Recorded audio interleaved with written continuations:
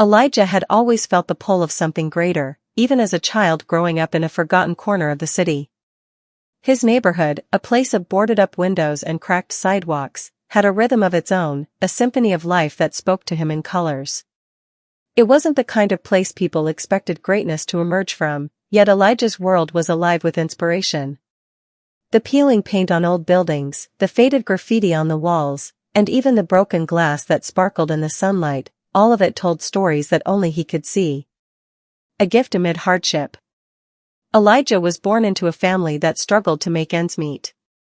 His mother, a nurse working grueling shifts, often came home exhausted but still found time to nurture her son's imagination. His father, who had once dreamed of becoming a jazz musician, worked as a janitor. Despite their challenges, they encouraged Elijah to find joy in the little things, a lesson he carried into his art. From an early age, Elijah showed a natural inclination for creativity. At 5, he would doodle on scraps of paper with whatever he could find, pencil stubs, charcoal, or even the colorful ink from discarded markers. By the time he was 8, his small bedroom walls were covered in drawings, abstract shapes, portraits of neighbors, and vivid recreations of his dreams. His mother used to joke, "Boy, we won't need wallpaper with all your art." But beneath her humor was a deep pride in her son's undeniable talent. The weight of the world. Life, however, was far from easy. Elijah's neighborhood was plagued by poverty and systemic neglect. Schools were underfunded, streets were unsafe, and opportunities seemed scarce. Art supplies were a luxury his family could not afford. Often, Elijah would scavenge for materials, flattened cardboard boxes from grocery stores, scraps of wood from construction sites, and even leftover paint cans that workers discarded. These humble beginnings gave his work a raw, authentic edge. Elijah faced another challenge beyond financial struggles, the weight of prejudice. Being a young black boy in a society that often underestimated people like him, he felt invisible. Teachers rarely noticed his talent, dismissing him as just another kid from the block. Store owners eyed him suspiciously when he browsed, and police cars seemed to linger a little too long when he walked home. But in these moments of struggle, Elijah found solace in his art. Painting became his sanctuary, a place where he could process his emotions and escape the harsh realities of his environment. While other kids played basketball in the streets or hung out at the local arcade, Elijah would sit on his stoop with his makeshift sketchpad, drawing the world as he saw it, beautiful and flawed, chaotic and alive. A spark ignited. Elijah's journey as an artist began to take shape when he stumbled upon a local community center that offered free art workshops. The center wasn't much, just a small building with a few tables, some easels, and a handful of donated supplies, but to Elijah, it was a treasure trove. Here, he met other kids who shared his passion for creativity, and for the first time, he felt seen. One of the workshop leaders, an older artist named Mr. Green, quickly noticed Elijah's potential. A retired muralist with a booming laugh and kind eyes, Mr. Green had a knack for spotting talent. "Kid," he said one day, studying Elijah's sketch of a crowded street scene, "you've got something special. You see the world differently, and that's what makes great art." Encouraged by Mr. Green's praise, Elijah threw himself into his work. He experimented with new techniques, blending colors in ways that seemed impossible and creating textures that gave his pieces an almost three-dimensional quality. His art began to reflect not only his environment but also his emotions, joy, pain, hope, and resilience. The community center became a second home for Elijah, but even as he thrived there, he knew it wasn't enough. He longed to see his work displayed in galleries, to share his vision with a broader audience. Yet the art world felt like a distant, impenetrable fortress, one where people like him weren't welcome. The turning point. Elijah's life changed forever when he met Ms. Carter, an art teacher at his high school. Unlike most of his other teachers, who barely noticed him, Ms. Carter saw Elijah's potential immediately. She was a firm but compassionate woman who believed that art could be a powerful tool for change. When she first saw Elijah sketching in the back of her classroom during a lecture, she didn't scold him. Instead, she asked to see his work. "Elijah," she said, holding up one of his sketches, "this is incredible. Where did you learn to draw like this? Embarrassed but proud, Elijah shrugged. I see things, and I draw them. Ms. Carter smiled. Well, you have a gift. But talent alone isn't enough. If you're serious about this, you'll need to work hard and learn the craft. From that day forward, Ms. Carter became Elijah's mentor. She introduced him to art history, teaching him about the greats like Basquiat, Jacob Lawrence, and Augusta Savage. She showed him how to use different mediums, from watercolors to acrylics, and encouraged him to experiment with scale and perspective. Under her guidance, Elijah's work grew more sophisticated, his pieces telling powerful stories about identity, struggle, and resilience. Ms. Carter also pushed Elijah to dream bigger. Elijah, she said one afternoon, your work deserves to be seen. There's a gallery downtown that's hosting a student showcase. I want you to submit your pieces. Elijah hesitated. The thought of his art hanging in a gallery, where strangers would scrutinize it, was both thrilling and terrifying. But Ms. Carter wouldn't take no for an answer. She helped him prepare his portfolio, guiding him through the application process and even covering the submission fee out of her own pocket. A new chapter begins. When Elijah's work was accepted into the showcase, it felt like a dream come true.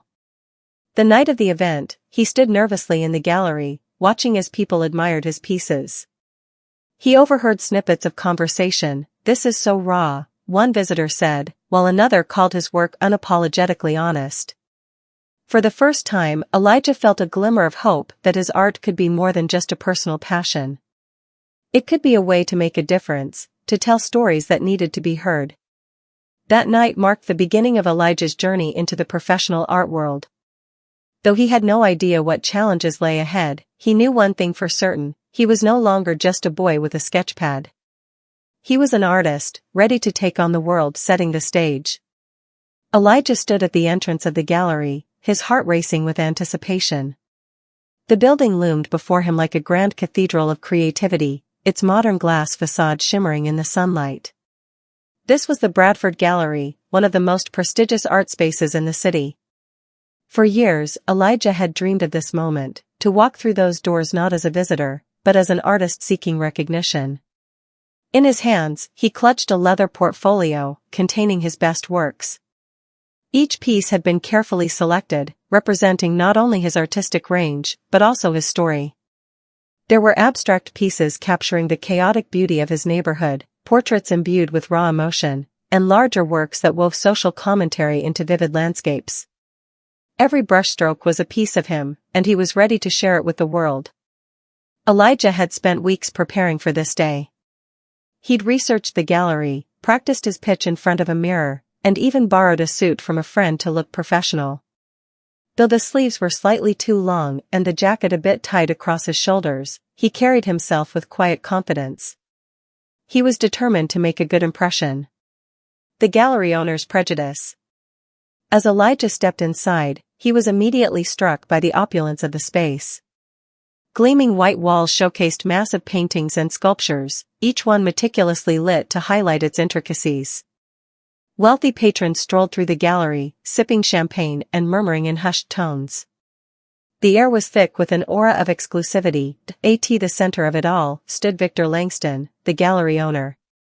Victor was a tall, silver-haired man in an impeccably tailored suit, exuding an air of authority and sophistication. His sharp blue eyes surveyed the room with practiced detachment, as though everything within his domain existed solely for his approval. Elijah approached Victor, his hands trembling slightly. "Excuse me, sir," he began, his voice steady, despite the nerves bubbling beneath the surface.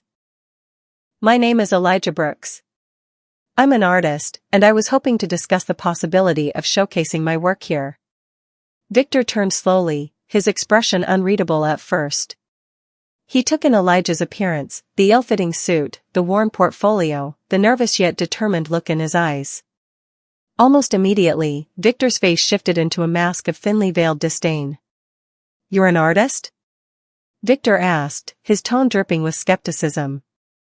"Interesting." "Yes, sir," Elijah replied, standing a little straighter. I've been working on a collection that I believe would resonate with the audience here. May I show you some of my pieces? Victor didn't bother hiding his smirk. I don't think that will be necessary, he said, crossing his arms. This gallery represents established artists with a certain caliber. Our clientele expects nothing less. A humiliating encounter. Elijah felt his stomach drop, but he remained composed. If you could just take a look at my portfolio, I think you'll find. Victor cut him off with a wave of his hand. Look, kid, he said, his voice laced with condescension. I've been in this business for decades. I can tell just by looking at someone whether they belong in this world or not. And frankly, you don't. The words hit Elijah like a punch to the gut. He struggled to maintain his composure as Victor continued, his voice growing louder, drawing the attention of nearby patrons. This isn't some community art fair, Victor sneered. We cater to serious collectors. People who are willing to pay top dollar for refined, sophisticated work. Not, whatever it is you do. A few people chuckled under their breath, their eyes darting toward Elijah as though he were some sort of curiosity. Embarrassment burned hot in his chest, but Elijah refused to let it show. He held his ground, his grip tightening on the portfolio. Victor wasn't done. He leaned in slightly, his voice dropping to a mocking whisper. Look, I get it. You probably have a nice little hobby. Maybe your family and friends tell you you're talented. But this world? It's not for everyone. You should focus on something more realistic. The underlying message was clear. Elijah wasn't just being dismissed as an artist, he was being dismissed as a person. His appearance, his background, and the assumptions Victor had made about him were enough to disqualify him in the gallery owner's eyes. Elijah's silent resolve. For a moment, Elijah considered arguing, forcing Victor to at least glance at his work. He wanted to shout, to demand the respect he deserved. But he knew it wouldn't make a difference. Victor had already made up his mind. Instead, Elijah straightened his shoulders and met Victor's gaze. Thank you for your time, he said, his voice calm and steady. Without another word, he turned and walked out of the gallery, his heart pounding in his chest. As he stepped back onto the bustling city street, Elijah allowed himself a moment to breathe. The humiliation still stung, but beneath it was a growing ember of determination. Victor's words had cut deep, but they had also ignited something within him, a burning desire to prove him wrong. Elijah paused to look back at the gallery, its gleaming facade a stark contrast to the pain he felt. One day, he thought to himself, I'll walk through those doors again.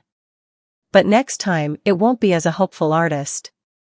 It'll be as someone they can't ignore. With that silent vow, Elijah tightened his grip on his portfolio and began the long walk home. Each step was a reminder of the work that lay ahead, but he welcomed the challenge. He would use the pain of this moment as fuel, channeling it into his art. One day, he would make them see, not just his talent, but his worth. And when that day came, it wouldn't be because someone like Victor had given him a chance. It would be because Elijah had created his own path, proving that greatness could emerge from even the most unlikely places. Support from an unexpected ally. As Elijah walked out of the Bradford Gallery, replaying the humiliating encounter in his mind, he heard hurried footsteps behind him. He turned to see a woman in her late 30s, elegantly dressed yet approachable, catching up to him. Wait, she called out. I saw what happened back there. I'm so sorry you had to go through that. Elijah hesitated, unsure of her intentions. It's fine, he said, though his voice betrayed his lingering frustration. I guess I just wasn't what they were looking for. The woman shook her head vehemently. No, it's not fine. Victor Langston has a reputation for being, let's just say, selective in the worst possible ways. I'm Vanessa Reed, by the way. She extended her hand. I'm a curator and part of a collective that focuses on highlighting underrepresented artists. Your work must be something special for you to face him so boldly. Elijah, surprised but cautious, shook her hand. I appreciate that, Ms. Reed, but you haven't even seen my work. Vanessa smiled. True, but I'd like to. If you're interested, I'd love to take a look and introduce you to some people who might actually give you a fair chance. Elijah's skepticism softened at her sincerity. He handed her his portfolio, watching as she flipped through it. Her expression shifted with each page, her eyes widening at his use of color, her lips parting slightly at the depth of emotion in his pieces. This, Vanessa began, her voice tinged with awe. This is incredible. Elijah, your work is powerful. Raw, honest, and incredibly moving. The art world needs to see this. She handed the portfolio back to him with a determined look. There's a gallery downtown, Unity Collective. It's small, but it's built on the idea of giving voices to artists like you. I curate there part-time. Let me set up a meeting with the owner. I'm confident they'll want to feature your work. For the first time that day, hope flickered in Elijah's heart.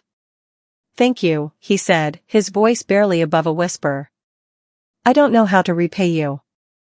Just keep creating, Vanessa replied with a smile. The world needs your art. Breakthrough opportunities. True to her word, Vanessa arranged a meeting at the Unity Collective Gallery. Unlike the cold, sterile atmosphere of the Bradford Gallery, Unity Collective was warm and inviting, with colorful walls and a diverse range of artwork displayed. The gallery's owner, a jovial man named Marcus, greeted Elijah with genuine enthusiasm. Vanessa speaks highly of you, Marcus said as they sat down to review Elijah's portfolio. Let's see if she's right. As Marcus examined Elijah's work, his expression mirrored Vanessa's reaction, astonishment, followed by admiration. This is incredible, he said. Your art tells a story, Elijah, and that's what we're all about here. We'd be honored to showcase your work. The gallery offered Elijah a solo exhibition, giving him a platform to share his vision with a wider audience. Over the next few weeks, Elijah poured himself into preparing for the show. He created new pieces, refining his techniques and experimenting with bolder themes. His work reflected not only his personal experiences, but also the resilience and beauty of his community. The night of the exhibition was a turning point.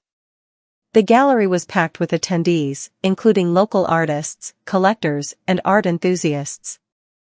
Elijah stood nervously in a corner, watching as people studied his work. To his amazement, they were moved, not just by the visuals, but by the stories embedded within each piece. By the end of the night, Elijah had sold several paintings, and his name began to circulate in local art circles. For the first time, he felt validated, not by the approval of gatekeepers like Victor Langston, but by the genuine connection his art created with others. The viral moment. Elijah's journey took an unexpected turn when one of his pieces, a striking portrait titled Resilience, caught the eye of a celebrity visiting the gallery. The celebrity, a well-known actor and activist named Maya Torres, purchased the piece and shared it on her social media, praising Elijah's talent and the emotional depth of his work. This masterpiece by Elijah Brooks' art speaks volumes, Maya wrote in her post, which included a photo of the painting alongside a heartfelt caption about its impact on her. Support artists who tell stories that matter. The post quickly went viral, garnering millions of likes and shares. Overnight, Elijah's social media accounts exploded with followers, messages, and inquiries from people around the world. News outlets picked up the story, dubbing Elijah the voice of a new generation in art. Though overwhelmed by the sudden attention, Elijah remained grounded.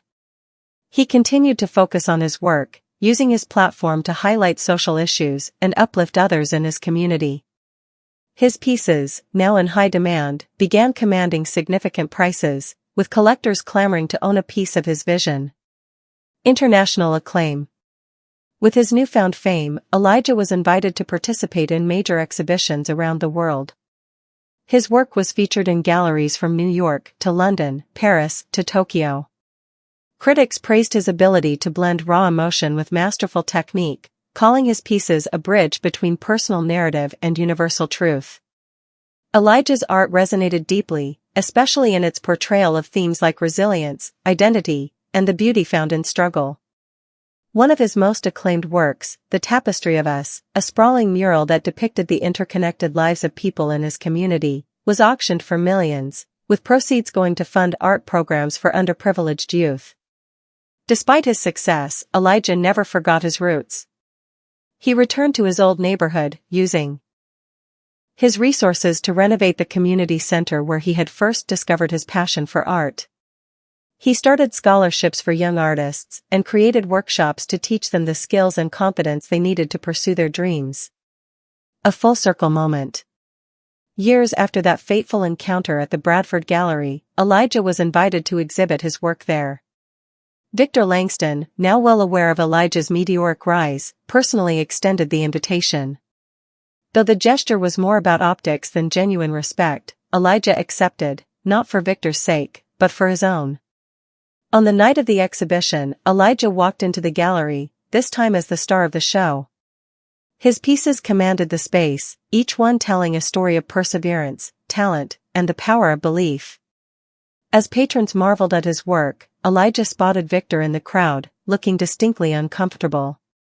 For a moment, their eyes met. Victor opened his mouth to speak, but Elijah simply nodded, his expression calm and resolute. There was no need for words. His presence, and his success, spoke volumes. As Elijah stood amidst the crowd, surrounded by his art and the people who believed in him, he realized he had achieved something far greater than fame or fortune. He had created a legacy, proving that talent and determination could break through even the most stubborn barriers. Elijah's transformation. Elijah Brooks had become a household name in the art world. His pieces, lauded for their emotional depth and raw storytelling, adorned the walls of museums, galleries, and private collections worldwide.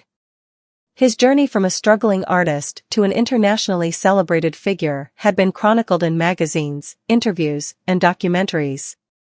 Yet, despite his success, Elijah remained humble, his roots firmly planted in the community that had shaped him. Over time, Elijah began to think about the systems that had tried to shut him out. He wanted to challenge the exclusivity of spaces like the Bradford Gallery, the very place that had once dismissed him. It wasn't just about revenge, it was about creating opportunities for artists who had been overlooked and underestimated, just as he had been. When he learned that the Bradford Gallery was struggling financially, a bold idea took root in his mind. Elijah decided to buy the gallery, not to destroy it, but to transform it into a space that would elevate underrepresented voices. With his resources and influence, he knew he could create a legacy that would outlast any individual prejudice.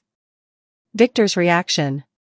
On a crisp autumn afternoon, Elijah walked through the familiar doors of the Bradford Gallery. This time, his demeanor was different, confident, composed, and self-assured. He wore a tailored suit that fit him perfectly, and his aura commanded attention. His success was evident, but there was no arrogance in his stride, only purpose.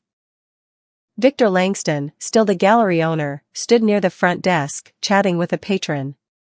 Age had softened his sharp features, but his air of superiority remained intact. When Elijah approached, portfolio in hand, not because he needed it, but for symbolic reasons, Victor glanced at him briefly before returning to his conversation. "Excuse me," Elijah said politely, his voice calm but firm. Victor turned, his expression one of mild irritation. "Yes? Can I help you?" "I'd like to speak to you about a potential business opportunity," Elijah said, extending his hand. Victor eyed Elijah's outstretched hand with disinterest, not recognizing him. "If you're here to pitch your work, I'm afraid we're not accepting unsolicited submissions at this time." Elijah suppressed a smile. It was almost amusing how little had changed. "Actually, I'm not here as an artist. I'm here as a potential buyer." Victor raised an eyebrow, finally giving Elijah his full attention. "A buyer? Of what, exactly?" "This gallery," Elijah said, his tone even. Victor stared at him, blinking in disbelief. Then he laughed, a short, dismissive chuckle. "I think you might be confused," he said, his voice dripping with condescension. "This gallery isn't for sale." "Not yet," Elijah replied, his voice steady, "but I've spoken to your investors. They're eager to sell, considering the financial troubles you've been facing. I've made them an offer they couldn't refuse. Victor's smirk faltered, his face paling slightly. I don't know what you're talking about, he said, though the unease in his voice was unmistakable. Elijah reached into his portfolio, not for artwork, but for documents. He handed Victor a neatly folded letter. This is the agreement.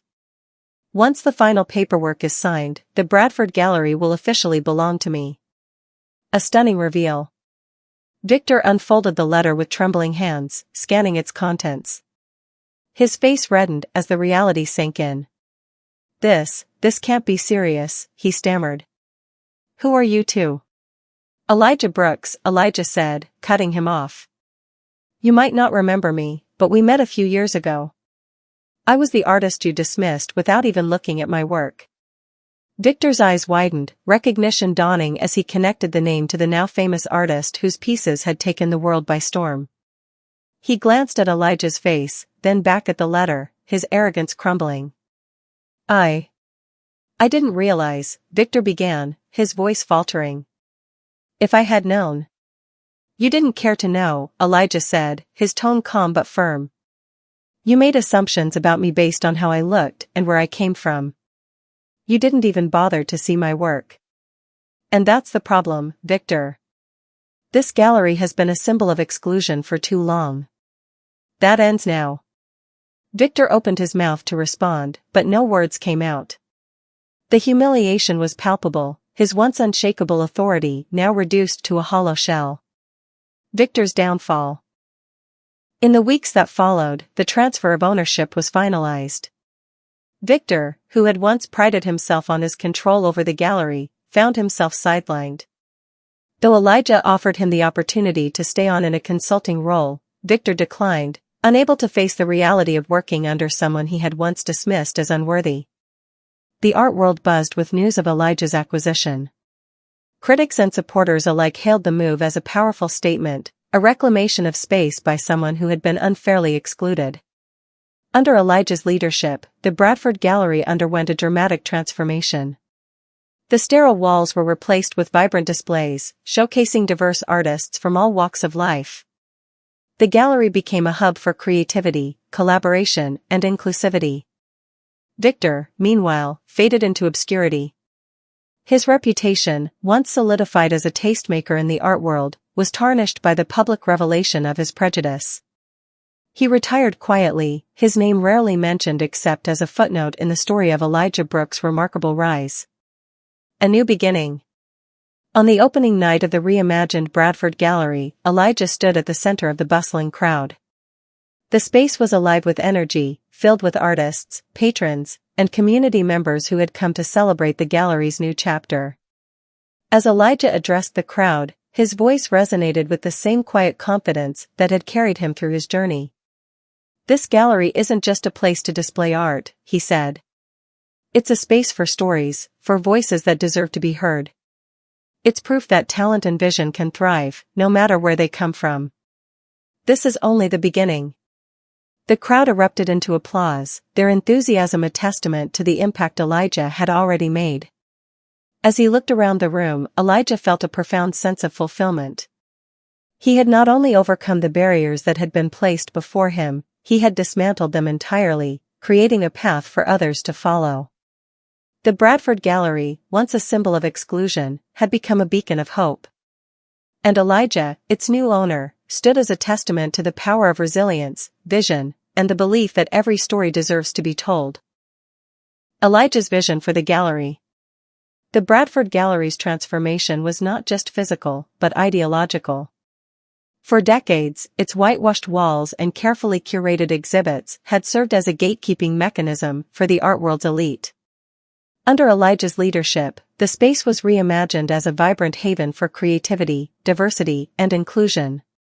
No longer would it cater solely to the privileged few, it would now amplify the voices of those who had been silenced or ignored.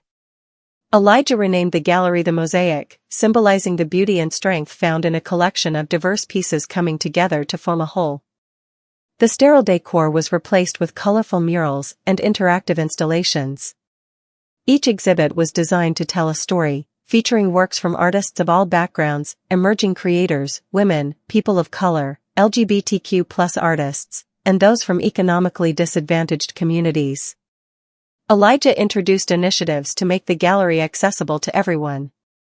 Admission fees were waived, replaced with a pay-what-you-can model. Workshops, lectures, and mentorship programs were offered free of charge, encouraging budding artists to explore their creativity without fear of financial burden.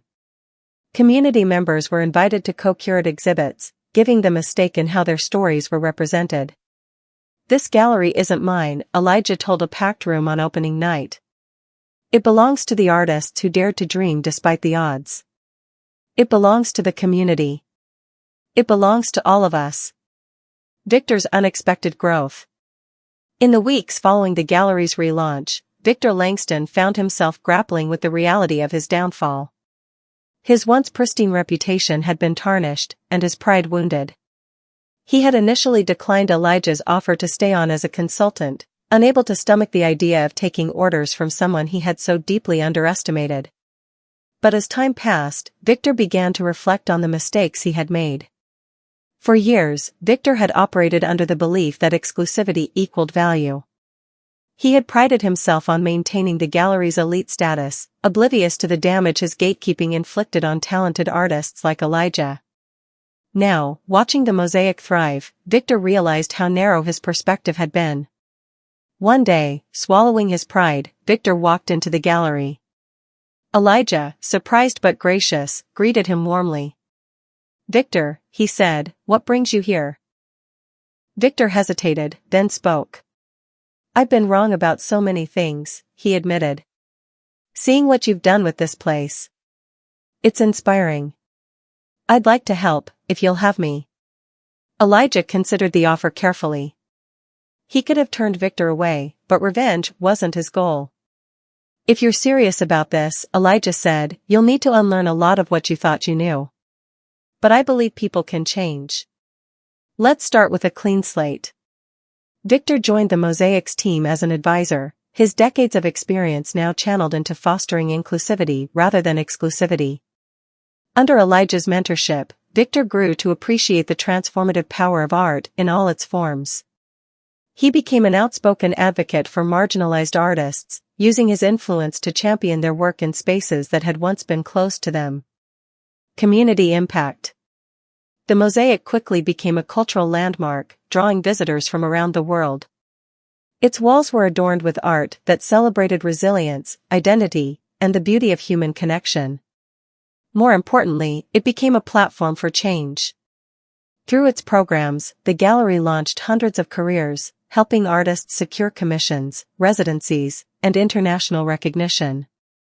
Local schools partnered with the Mosaic to integrate art education into their curriculums, giving students access to resources and mentors they had never dreamed of. For many, the gallery became a sanctuary, a place where they could express themselves freely and find belonging.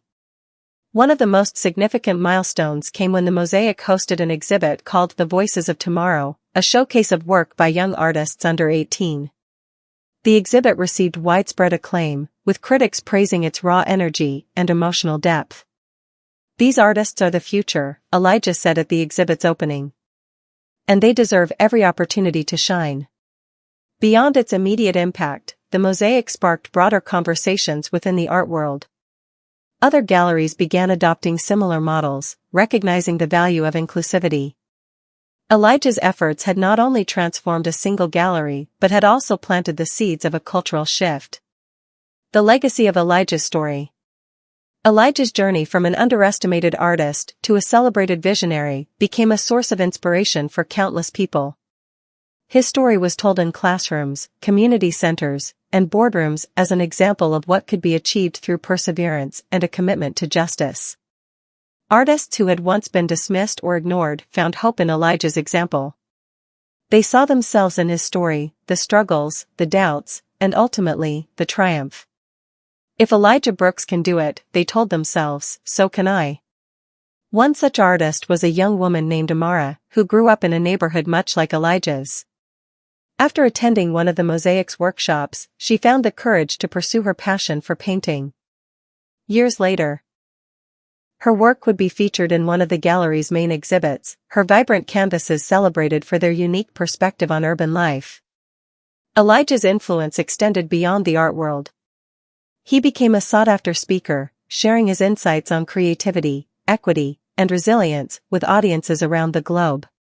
His memoir, The Mosaic of Me, became a bestseller, weaving his personal story with reflections on the power of art to drive social change. Despite his success, Elijah remained deeply connected to his community. He continued to mentor young artists, often telling them, "Your voice matters. Don't let anyone tell you otherwise." He saw himself in their struggles and took pride in their achievements, knowing that his journey had paved the way for theirs. Full circle. Years later, at the 10th anniversary of the Mosaic, Elijah stood in the gallery's main hall, surrounded by a crowd that included artists, community members, and patrons from all walks of life. Victor Langston, now a respected advocate for inclusivity in the arts, stood beside him, offering a rare but genuine smile. As Elijah addressed the crowd, his voice was steady and full of conviction. "This gallery isn't just a building. It's a testament to what we can achieve when we believe in ourselves and each other. It's proof that no barrier is insurmountable, no dream too big." The applause was thunderous, but Elijah's focus was on the young artists standing in the front row, their faces alight with hope and ambition. They were his legacy, the proof that talent and perseverance could transcend any barrier, and that art, in all its forms, had the power to change the world.